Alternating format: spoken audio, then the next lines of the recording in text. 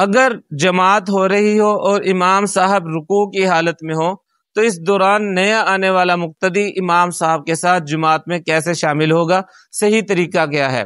تو صحیح طریقہ یہ ہے کہ اس دوران آنے والا مقتدی سب سے پہلے تکبیر تحریمہ کہہ کر ہاتھ باندھ لے اور اس کے بعد اگلی تکبیر کہتا ہوا رکوع میں چلا جائے اور امام صاحب کے ساتھ جماعت میں شامل ہو جائے۔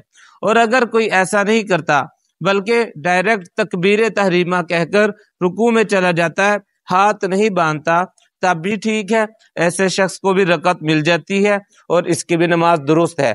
اس کی وجہ یہ ہے کہ اس نے تکبیر تحریمہ کہنے اور رکوع میں جانے کے دوران جتنا بھی قیام کیا ہے اس سے اس کا فرض ادا ہو گیا اور اس کی رکعت بھی صحیح ہو گئی۔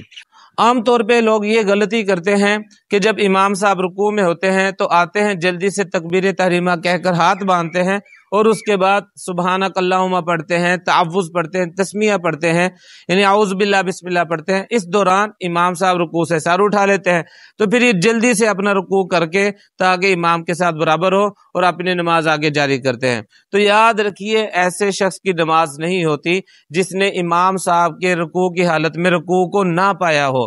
اگر امام نے رکوع سے سر اٹھا لیا اور تب یہ رکوع میں گیا ہے تو اس کی رکعت نہیں ہوگی، اور اگر اس رکعت کو ادا کیے بغیر یہ شخص نماز مکمل کرے گا تو اس کی نماز نہیں ہوگی۔